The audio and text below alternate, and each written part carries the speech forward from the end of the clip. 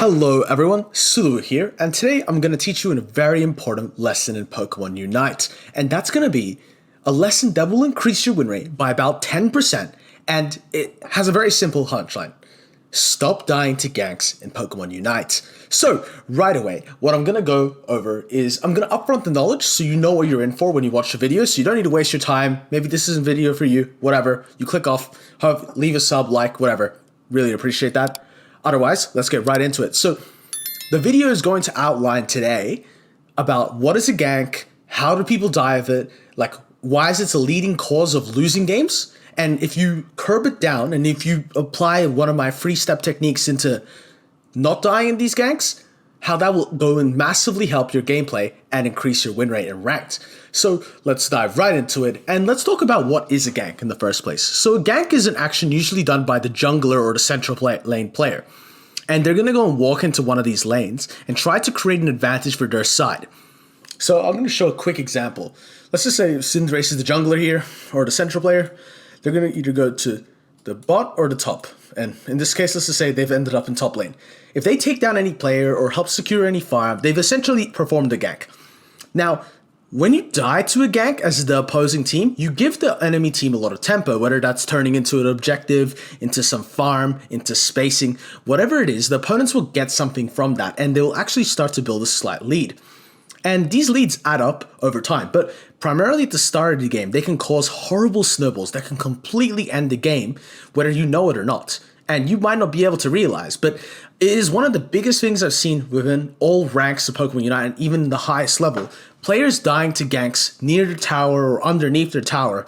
These are things that are going to cause fundamental and game-ending problems if players do not react or act appropriately. So I'm making this guide for all of you out there who maybe you're dying, maybe you're not dying, maybe you want to share this to someone who is dying a lot, and let them think a little bit more about how that gameplay aspect is going for them, and adjust it using a little tactic I have. So now that we sort of understand what a gank is, let's explain in the terms of just bringing the characters, right? So the worst part of the game is at 850. This is the main gank for the B area here. So that usually occurs here. B's, blah, blah, jungler appears, right? And let's just say we'll put a bot lane of Glaceon and, okay, let's just say since it's ranked, maybe a Trevenant, okay? We're saying a sweaty bot lane, right? So Glaceon and Trevenant on the other side, you have Cinderace, and let's just say we mirrored the exact, well, we have Lapras and we have Cramorant.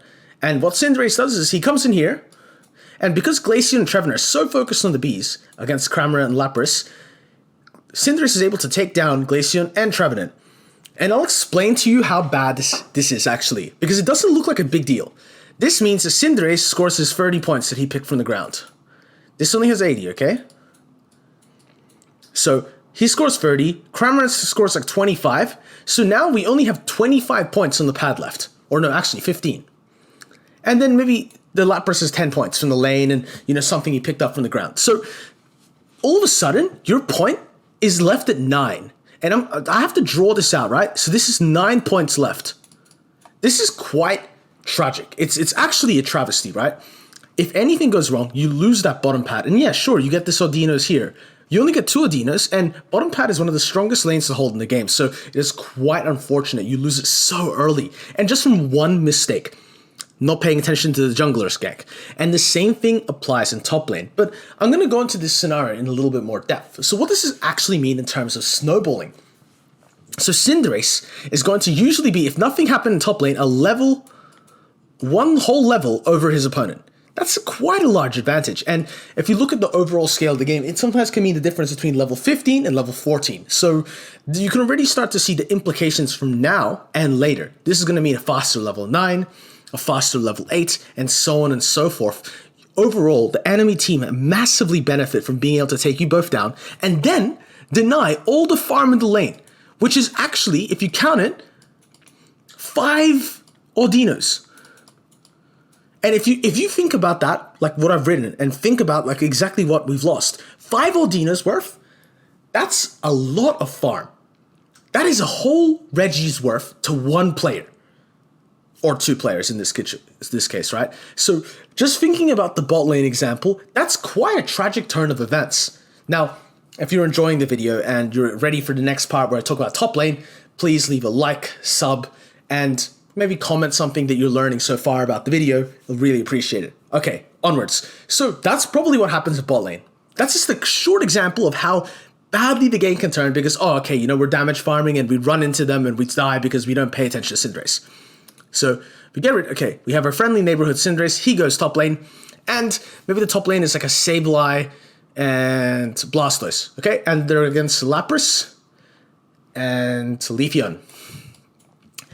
Now this is where things can get really scary because characters in the top lane usually snowball very hard as well, and they can be very hard carries too. There's characters like, for example, Zacian, Blaziken, Buzzwole. These are characters that once they get ahead and they have a decent team, it's going to be very hard to shut them down, very hard to stop them, very hard to really even put anything in the way of them without them destroying you if they're 2 to 3 levels ahead. So they go, and the same thing happens. All this farm is lost, and then the scores are usually leading to attack weights or special attack weights, stacks being scored. Now, of course, as I said, so we're already losing these 5 Odinas where it's the whole Reggie for 2 people, right? There's also the idea that you can get ganked in the jungle now. You have lost 2 players. You've lost your line of defenses. When they come up to back to push up here, the enemy can look to invade your jungle, can look to put massive pressure in these 2 camps areas, and now all of a sudden, the jungler on your team is going to go full behind now. They're going to be behind. Let's just say they lose a camp, and then Cinderace goes right here, boom, and then comes back all the way here and does his double camp, and then meets the bees. 8 minutes. And now Cinderace is like level 8 and a bit. And you're wondering to yourself, hey, look, like, what do we do now? You've created a problem, all because what? We're not doing anything like how do we deal with this gank? It happens very frequently and very often, and something very disappointing to see, really, because I don't think the solution is too complex, but I see it like nearly every game. Whether it's players dying to me, or players dying to other junglers or other players in the lanes before these 850 Bs, this is one of the most important times. Try to limit your death before that 9-minute mark because it will greatly punish your characters and your team's chances of winning. So, you know, don't do that to yourself. All right, now that we know, okay, yeah, we got it, so dying is really, really bad. I don't want to die anymore. How do I do it? I'm going to go share with you my 3-step plan to, you know, basically don't die. All right, so going to get rid of some characters here, and I'm going to go explain the situation to you. So the jungler has to decide which lane to gank, and that's going to cause the main issue of this whole, you know, problem. The jungler ganked this lane, and I got caught off guard and died. Off guard. Off guard presumes that you did not expect they were coming. You need to know by 9-10 to back off. It's time to back off. Unless you think you can take a 3 versus 2 on their side against the double berries and the pad healing, back off. It's time to back off. And that applies for pretty much anyone. Like, you know, right away, there's some junglers that can gank before that, and we're going to talk a bit about that in a second. But let's just say a reasonable amount is 9-10, okay? 9-10, I want you out of there. 9-10, I think most average junglers and like the less experienced players of the game are going to be in a lane looking to make an impact. And you need to be out of there because 3 versus 2 is not nice. And if they have stuns and crowd control and slows and whatnot, you are not moving anywhere and you're going to contribute to your team's loss. And I don't want you to contribute to your team's loss, and I don't think you want to either. So how do we go and, you know, make this presumption? So now that we know that there's this sort of timer that the jungler has to clear these buffs, there's a few other things to consider. Is the enemy jungler, I'm going to get you asked 3 questions. 1, level 4 or level 5? And what does that mean? Are they a level 4 jungler or a level 5 jungler? Do they have the potential to gank us early? And once you think about that, you go yes, no. Okay, is it Dragonite who needs level 5 to like come into the lane really? Or is it something like a Glaceon or a Leafeon that can just walk into our lanes at level 4 and really, really strong? Level 4 gankers mean that at 920, you need to be like, you know, thinking about that again. Oh, okay, 920? Yeah, okay, he can come into our lane, they can come into our lane and, you know, do some damage. I'm going to chill out and I'm going to play back a little bit safe. I can take our farm. I can do stacks later. The stacks will come. Playing safer causes better gameplay. You don't want a game where everyone breaks their towers. Everyone breaking towers. We'll just go to show for emphasis, right? Get this tower blocker, tower blocker, tower blocker, tower blocker. This looks like a stump for the orange team. And this looks like an end game. Now this looks like a crazy endgame, right? And imagine if the time in this game was 3 minutes left. It's a terrible game, in my opinion. There is no defense. And that happens because we're constantly fighting, dying, and then losing pads.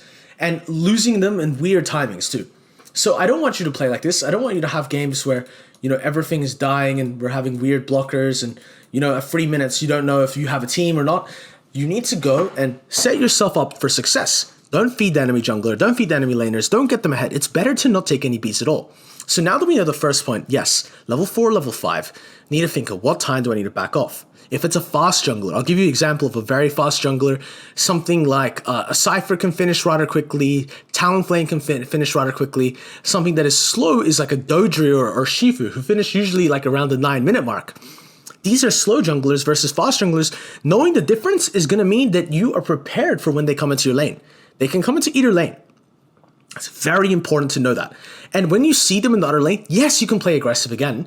And I want you to be prepared if they do a fast gank afterwards. So now that we know the second point, okay, look, what time are they going to finish? What time am I getting ready to expect? So are they level 4, level 5? Like, are they going to be stronger than me? Are they going to be weaker than me? Or what time am I going to be expecting them? Now you're going to think, can they defeat me on my pad? The amount of players I have slaughtered on their tier 1 pad with Zoroark, with these other hard diving characters, with Dodrio, with Zeraora, with Absol, with Leafeon, the list goes on. I've killed them with Delphox even and Chandelure. You need to acknowledge that the jungler is going to be stronger than you. And if you lose that exchange in the middle and they get extra levels, you are going to die on your pad. You need to understand that and you need to play around here.